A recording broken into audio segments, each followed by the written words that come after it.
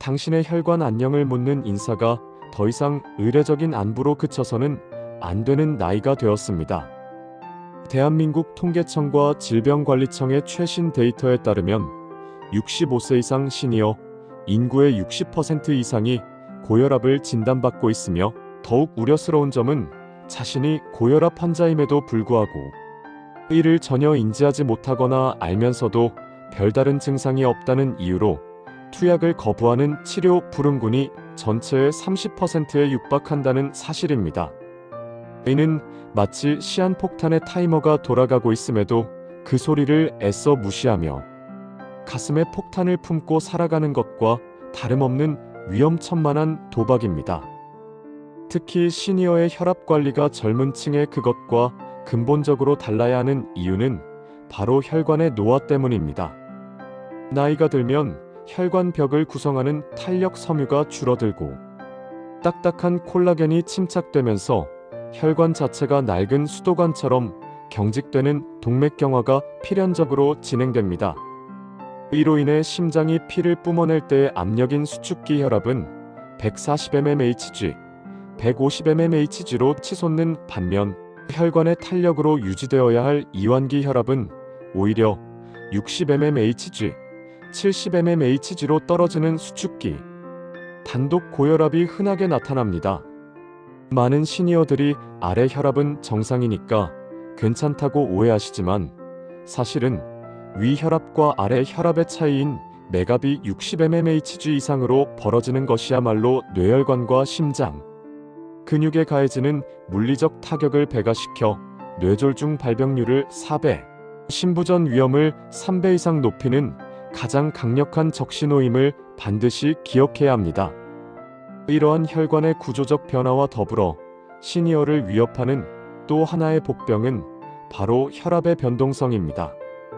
건강한 젊은이는 하루 중 혈압의 변화폭이 크지 않지만, 자율신경계 조절 능력이 떨어진 시니어는 기온, 스트레스, 식사, 배변 활동 등 사소한 자극에도 혈압이 롤러코스터처럼 요동칩니다. 그 중에서도 가장 경계해야 할 시간대는 바로 아침입니다. 잠에서 깨어 교감신경이 활성화되는 기상 직후 이 시간 동안 혈압이 평소보다 2030mmHg 이상 급격히 상승하는 아침. 고혈압 모닝 서지 현상은 전 세계적으로 뇌졸중과 심근경색이 오전 8시에서 10시 사이에 집중적으로 발생하는 의학적 근거가 됩니다. 따라서 새벽 운동을 즐기는 습관이 있는 시니어라면 겨울철에는 이 습관이 오히려 독이 될 수 있음을 인지하고 해가 뜨고 기온이 충분히 오른 낮 시간대로 운동 시간을 조정해야 합니다. 그렇다면 내 몸이 보내는 구조신호, 즉 적신호는 어떻게 알아차릴 수 있을까요? 고혈압은 흔히 침묵의 살인자라 불리지만 완전히 침묵하는 것만은 아닙니다. 우리 몸은 혈관이 터지거나 막히기 직전 미세하지만 분명한 경고를 보냅니다. 첫째, 앉았다 일어날 때 핑 도는 어지러움을 느끼는 기립성 저혈압입니다. 이는 혈압이 낮아서가 아니라 노화된 혈관이 자세 변화에 맞춰 수축하지 못해 뇌로 가는 혈류가 일시적으로 부족해져 발생하는 현상으로 고혈압 환자에게서 역설적으로 자주 관찰되는 위험 신호입니다. 둘째, 뒷목이 뻣뻣하고 당기는 느낌이 지속되거나 원인 모를 두통이 아침마다 반복된다면 이는 밤사이 혈압이 떨어지지 않는 야간 고혈압의 징후일 수 있습니다. 셋째, 소변을 보기 위해 밤에 2회 이상 깨는 야간요 증상은 전립선 문제일 수도 있지만 고혈압으로 인해 심장이 과부하에 걸려 콩팥으로 가는 혈류량이 불안정해졌다는 신호일 수 있습니다. 넷째, 눈의 흰자에 붉은 점이 생기는 결막화 출혈이 자주 발생한다면 이는 눈의 실핏줄조차 견디기 힘들 만큼 혈압이 높다는 뜻이며 뇌혈관 또한 같은 압력을 받고 있다는 간접적인 증거입니다. 무엇보다 가장 위급한 적신호는 뇌졸중의 전조 증상인 일시적 뇌어혈 발작 TIA입니다. 갑자기 한쪽 팔다리에 힘이 빠져 젓가락을 떨어뜨리거나 말이 어눌해지고 상대방의 말이 잘 이해되지 않거나 한쪽 눈이 커튼을 친 것처럼 깜깜해지거나 세상이 빙글빙글 도는 듯한 극심한 어지러움과 구토 증상이 나타난다면 이는 뇌혈관이 일시적으로 막혔다는 뜻입니다. 증상이 몇 분 내에 사라진다고 해서 피곤해서 그렇겠지라고 넘기면 안 됩니다.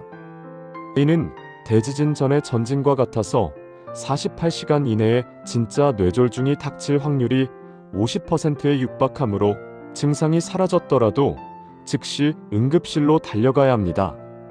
이러한 비극을 막기 위한 예방과 관리의 핵심은 무엇보다 정확한 내 혈압 알기에서 시작됩니다. 병원에서 재는 혈압은 긴장으로 인해 높게 나오는 백의 고혈압이나 반대로 병원에서는 정상이지만 집에서는 높은 가면 고혈압의 가능성이 있어 100% 신뢰하기 어렵습니다. 따라서 가정용 혈압계를 구비하여 아침 기상 후 1시간 이내 소변 본 후 식사약 복용 전과 취침 전에 각각 2회씩 측정하여 그 평균값을 기록하는 습관을 들여야 합니다. 가정 혈압 기준으로 수축기 135mmHg, 이완기 85mmHg 이상이 지속된다면 적극적인 치료가 필요합니다. 식습관 조절에 있어서는 싱겁게 먹기를 넘어선 전략적인 접근이 필요합니다. 한국인의 하루 평균 나트륨 섭취량은 약 12지소금 기준으로 WHO 권장량의 2배가 넘습니다. 국찌개, 면류의 국물 섭취를 절반만 줄여도 하루 나트륨 섭취량을 30% 이상 줄일 수 있습니다. 단순히 소금을 줄이는 것뿐만 아니라 나트륨을 몸 밖으로 배출하는 칼륨 섭취를 늘려야 합니다. 시금치, 브로콜리, 호박, 바나나, 토마토 등 칼륨이 풍부한 채소와 과일을 매 끼니 챙겨 먹는 DASH. 식단은 혈압약을 하나 더 먹는 것과 맞먹는 혈압 강화 효과가 입증되었습니다. 단, 콩팥 기능이 저하된 만성 신부전 환자는 칼륨 섭취가 오히려 독이 될 수 있으므로 주치의와 상의해야 합니다. 운동은 혈관의 탄력을 되살리는 가장 좋은 약입니다. 숨이 약간 찰 정도의 중강도 유산소 운동 빨리 걷기, 수영, 자전거 타기를 하루 30분, 주 5회 이상 꾸준히 하면 혈관 내피세포에서 산화질소의 생성이 촉진되어 혈관이 확장되고 혈압이 떨어집니다. 근력 운동을 병행할 때는 무거운 기구를 드는 고강도 웨이트 트레이닝보다는 자신의 체중을 이용한 스쿼트, 벽 짚고 팔굽혀펴기, 밴드 운동 등을 추천하며 운동 중 숨을 참는 발살 VALSA 호흡은 혈압을 급격히 올릴 수 있으므로 힘을 줄 때 숨을 내뱉는 호흡법을 익혀야 합니다. 마지막으로 강조하고 싶은 것은 약물 복용에 대한 인식 개선입니다. 많은 시니어들이 혈압약은 한 번 먹으면 평생 못 끊는다는 막연한 거부감 때문에 약 복용을 미루거나 혈압이 조금만 떨어지면 임의로 약을 끊어버립니다. 하지만 고혈압 약은 중독되는 마약이 아닙니다. 노화로 인해 조절 능력이 떨어진 내 몸을 도와 뇌, 심장, 콩팥이 높은 압력에 망가지지 않도록 보호해주는 혈관 보호제이자 수명 연장제입니다.